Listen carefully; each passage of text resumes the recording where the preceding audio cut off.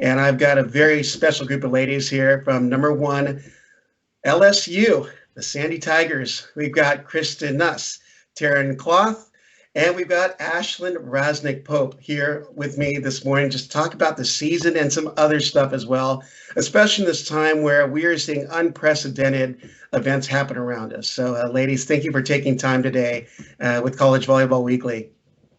Yeah. Yeah. Glad to have us. Hey, first question for all of you. Your LSU team had a great 2020 season, as short as it was.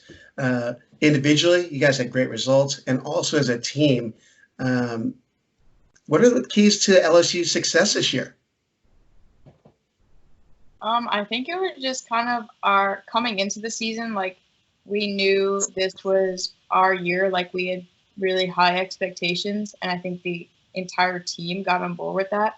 And I think it was just a collective team effort going into the season. Like we knew what our goals were, and we knew we wanted to achieve them. We knew we had to really work hard for them.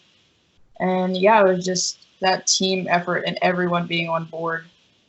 I think we did a really good job of like holding each other accountable and like staying focused on like what our goals were throughout the fall and throughout preseason and throughout our short season.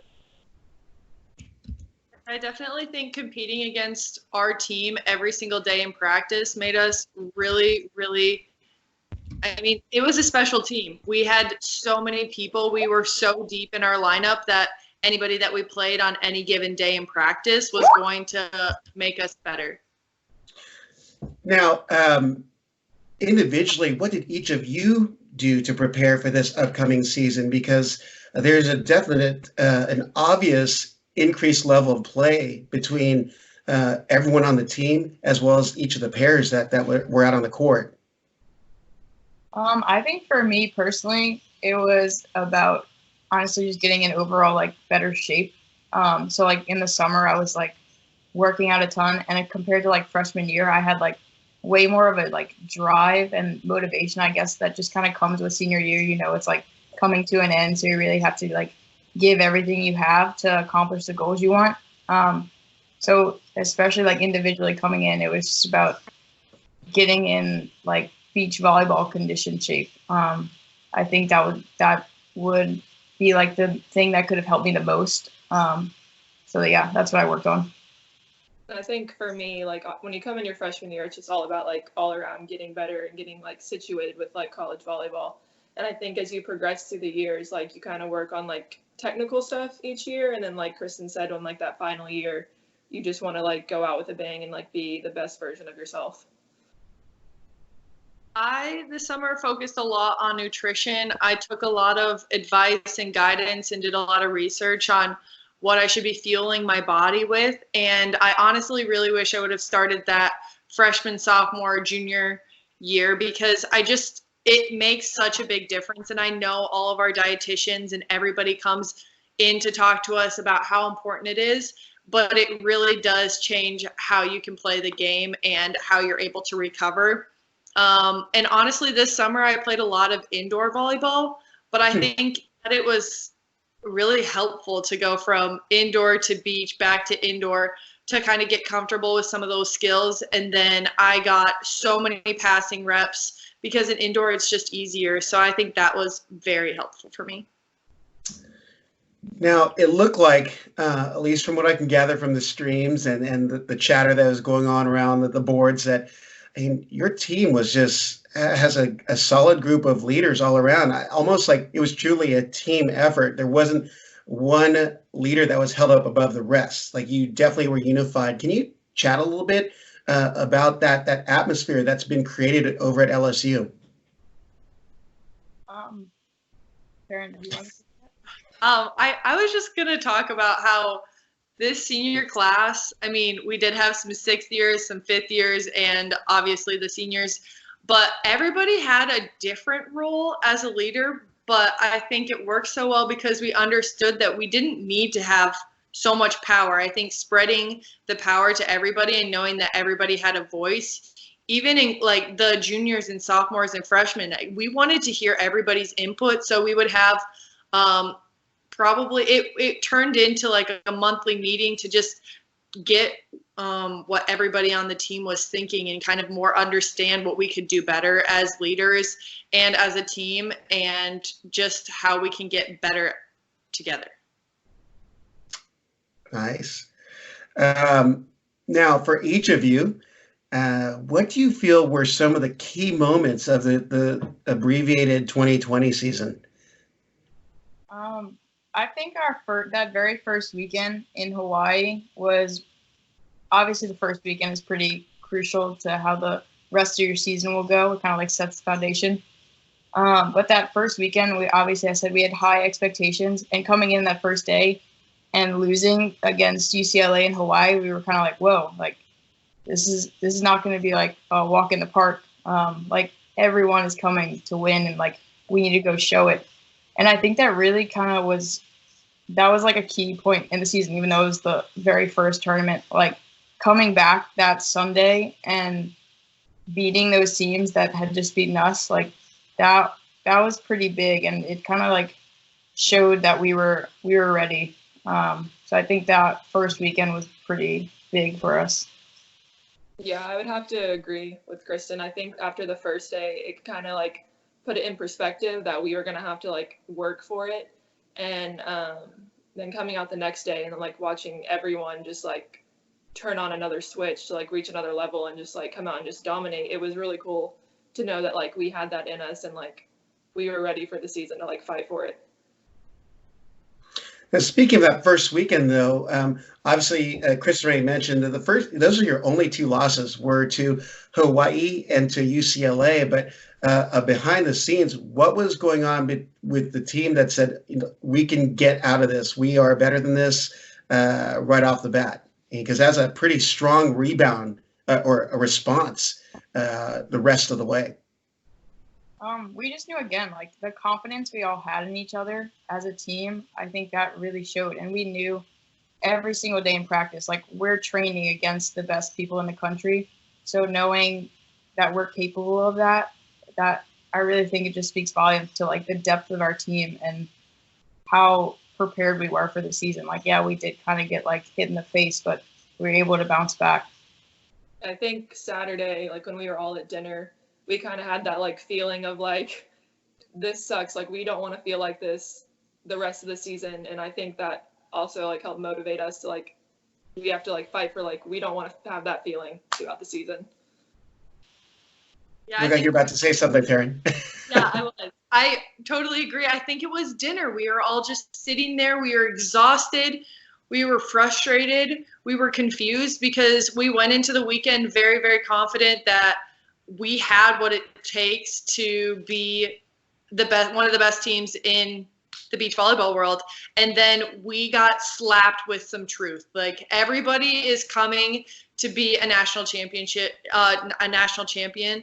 Everybody wants that so much, and we have to want it more than them. Otherwise, we're not going to win. And sitting at dinner, we were all talking about it. And I think the next morning we all woke up and we just knew that we were not going to lose. And it was just in our head, and nobody was changing our minds, and we knew we could do it. And we just had to show everybody else that we could. Well, back to the original question, but were there obviously Hawaii was a key moment for each of you, but were there any other key moments up until the end here? I think the UCLA home game, I will forever remember that one. That was definitely pretty big to have UCLA 1 come down to Baton Rouge, which has never happened, and to have that amount of fans come and support us, and just to be able to show what we're capable of to all those people. I think we definitely like grew the sport of beach volleyball in Louisiana on that night. So it not only helped us secure the #1 spot in the country, but also helped like us secure LSU beach volleyball fans for the coming years. So that was key moment for our season this year, but also key moment for years to come for LSU volleyball. I think it also just kind of solidified what we would have been able to do if the season had like continued. I think it was like, wow, we can really do this. Like if we keep working hard and like keep our minds where they're at. Like our goal at the end of the year like is going to be achieved.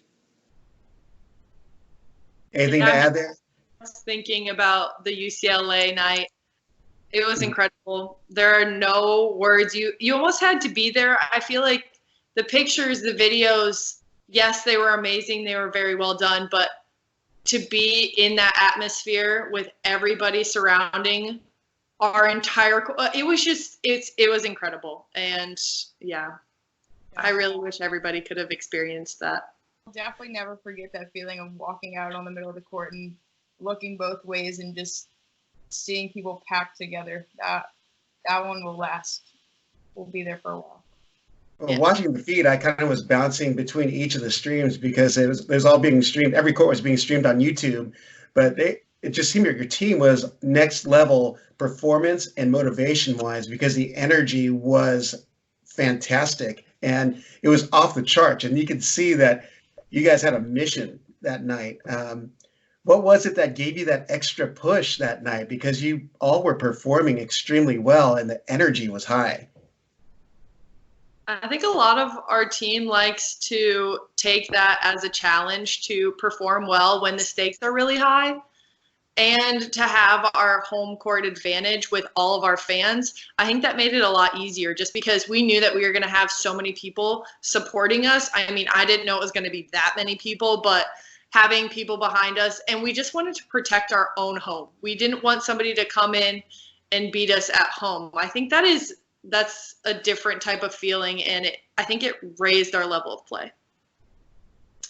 I think it's really hard to not feed off of the 24 plus fans that were there. I mean, 24,000 plus fans that were there. And again, even like coming in, I kept saying, I was like, I think there's going to be like a lot of people there. But yeah, like a debate all week, like, oh, would there really be a ton of people, or like, is it going to be like 100? And like when we walked out and saw that, our jaws dropped. It far exceeded my expectations for sure. But I think just feeding off of them, it was hard not to be able to feed off of all those people. I was in awe of your guys' facility too, and how full it was, and seeing the bleachers on top of the building and the grassy knoll filled with people, and the teams, like when it came down to the final duels and getting points, seeing your teammates line up on the sidelines, and obviously just getting into it. It was such a great atmosphere, and it's so good for collegiate beach volleyball. So hats off to the LSU program putting that play your stadium. What are you guys calling it now? Death Volley. Yeah. Yeah, it kind of scares us away a little bit, but it's a great place to be. Now, I didn't send this question to you guys in the meeting, but I've got to ask because this year, more than any other year since the initiation of collegiate beach volleyball, it just seems like the competition for a national championship had been the tightest it's ever been before. Obviously, with the Tigers finishing number one ranked in the polls, but there were some solid play, from like Florida State, FIU, Stetson, and then you go west, you have the traditional powerhouses. Can each of you comment on the kind of play we're beginning to see in collegiate beach volleyball? It's really exciting. Like, I definitely will say it's just awesome to see and kind of like be a part of. That's like kind of the big thing I missed about like season, because we didn't get to play all those teams. Like, we didn't get to see how we compared to all the other teams. But it really is just because I've been following beach volleyball for a while now, and it really has been always like West Coast is like the powerhouses of the beach volleyball world. But the East this year, it was awesome to be a part of. And I know it'll just keep going from here. Like, I don't foresee there ever being another like powerhouse. I think the level of play is just going to be kind of like evened out across everyone. Yeah, it's really exciting to see that. I think like as the East, like through the years, has just rose and like ranking and stuff. I think like that motivation was created by like the East Coast teams. Like, hey, we're like right there. Like what is stopping us from being where UCLA, USC, and Pepperdine have all been? And I think like with the sport just growing overall, more and more girls are like seeing opportunity. Like, hey, I don't have to go to West Coast schools to play on a number one team. So like Kristen said, it's just really exciting to like see the sport grow overall and just that motivation to continue. Anything to add there, Taryn? I mean, I'm pretty fresh to the beach volleyball world. So I don't know what it's like other than the 1 or 2 years that I've had an experience, just knowing that the West Coast schools, that's where they're very well known for beach volleyball. But I do love that the East Coast schools they're contending for that title now. Excellent. Hey, just this last week, your coach, Russell Brock, posted on his social media a season recap, and it was a powerfully honest statement of the 2020 season. Can each of you share some of your thoughts on his post and the whatever it takes motto that you took on as a team? I think it was just in typical Russell fashion to be like the great leader that he is and really kind of like sum up our season in a great way. I really can't, like, the leader and like what he's done for our program. Like, I don't even know how to like put it into words. But I honestly struggle to find words because I really like, it was just awesome. Like, I really enjoyed reading it, and yeah. I think it was hard to like read it and like the reality of it. But then I also think it was kind of like Russell is like, this has like been his goal, creating this program. And so for him to like post about like the truth or whatever, and then like for us to get to this year finally, and it for the way it like ended, I think it was just like we like felt for Russell that like his hard work had been leading up to this, and like not to come up short, but to not be given that chance. It was just, it's hard. I thought it was a perfect saying for our team this year. I mean, whatever it takes. It's true. It's hard sometimes. It got us through some of the tough times. Like when we were conditioning, when we were lifting at 6 a.m. and we did not want to get up, you know, just saying to each other, whatever it takes, we're going to do whatever it takes. We want this national championship. I do honestly think that it should be the saying for the LSU beach volleyball program from now on. I think it really was helpful. It's a perfect statement for our program and our coaches and our team and just what we can do. And I agree with Kristen when reading that message at the end. It was perfectly summed up as hard as it was to read. So good. Now, each of you has a memorable duel or match against an opponent. Can each of you share which one sticks out most in your minds, in your particular pairings? Okay, so for me, it was definitely it was probably the second day in Hawaii for me.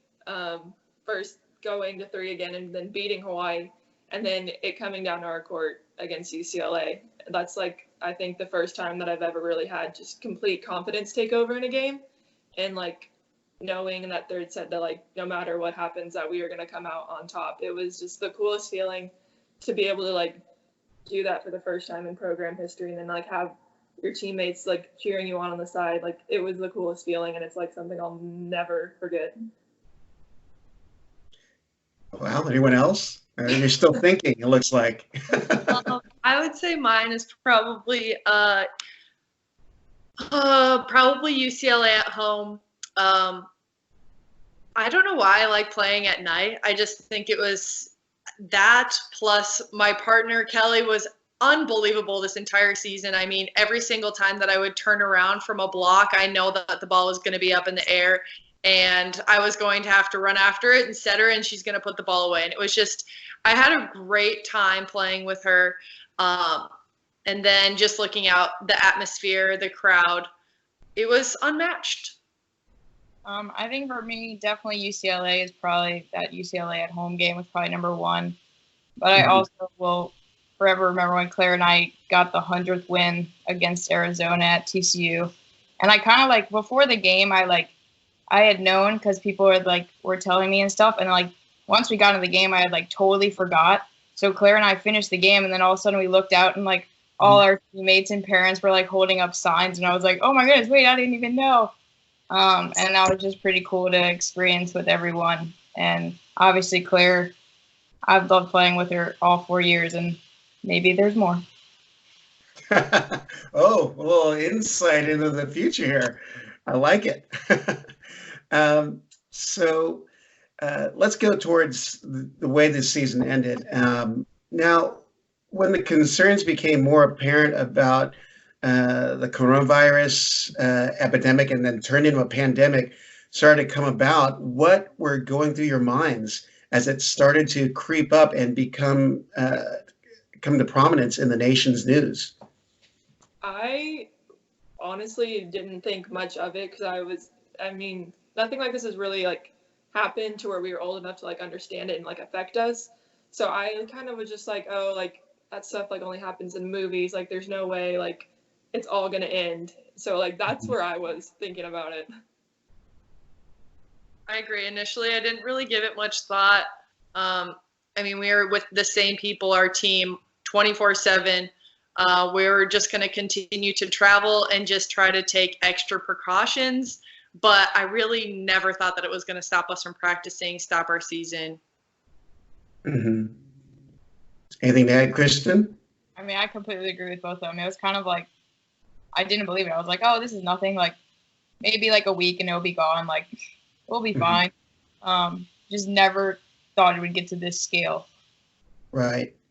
Well, with the official announcement of the ending of play and then the canceling of the spring championships, what was going through all of your minds, and what was your initial response and then your response as a team? Because I imagine you all had come together to at least console each other with the season ending so abruptly.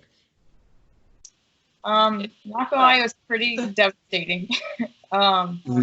It was, we were actually, Ashlyn and I and one of our other teammates, Hunter, were in Costco when we got the news, and it will probably be pretty tough for me to go back to Costco.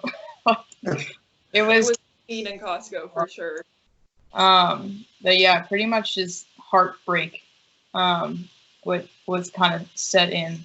But it was, yeah, we definitely had team like gatherings, and just to be able to kind of like lean on each other, especially with the seniors. It was nice because we were kind of all like going through the same thing, to lean on each other and just kind of like talk things out. That was really nice to have each other. But for sure, heartbreak was happening.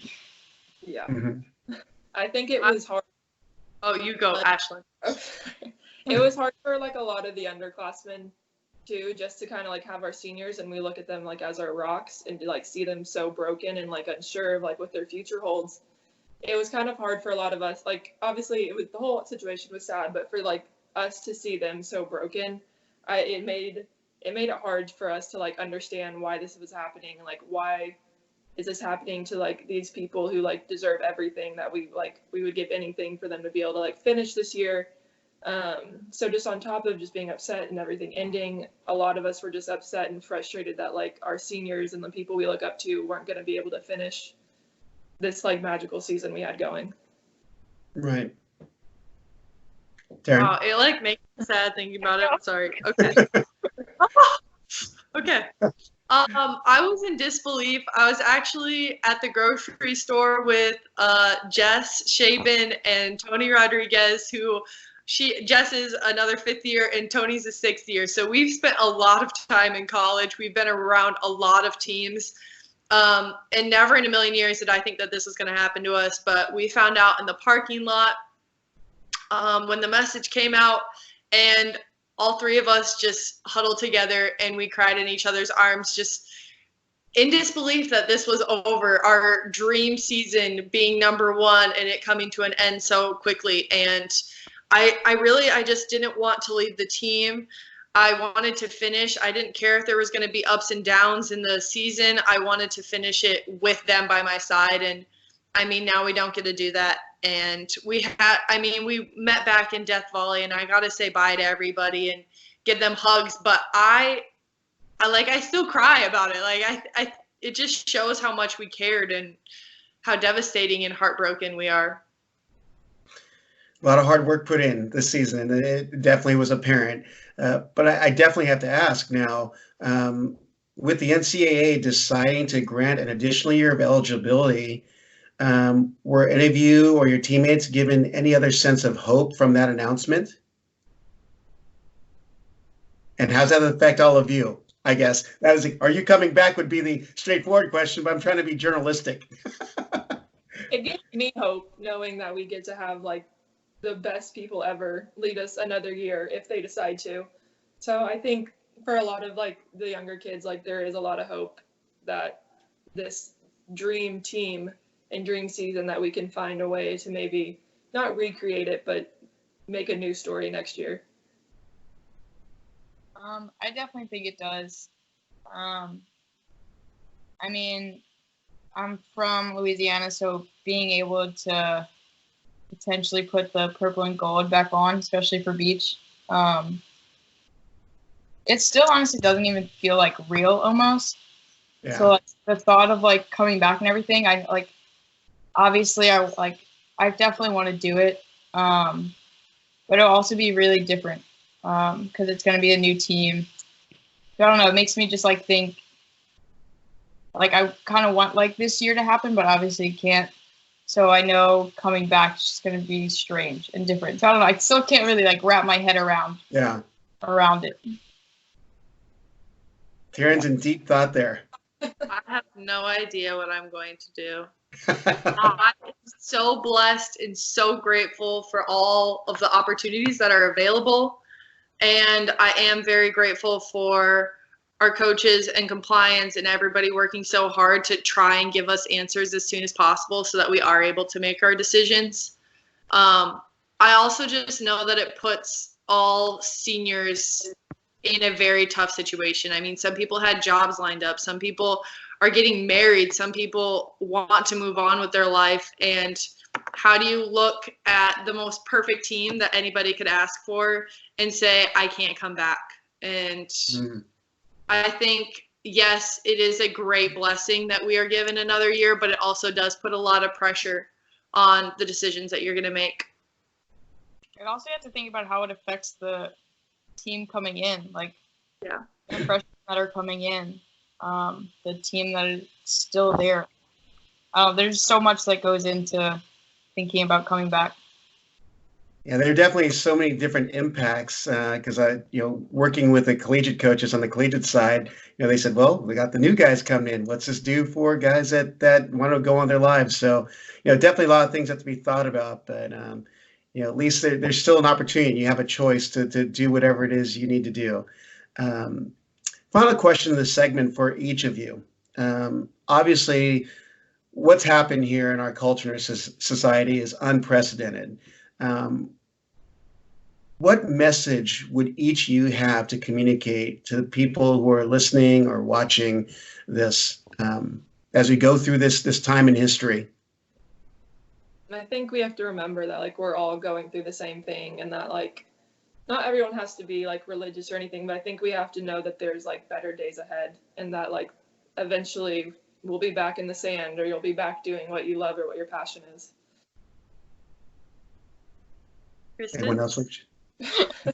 I think just knowing that it will get back to normal. Like this will eventually fade. We will get through it. And we will again be playing beach volleyball one day again.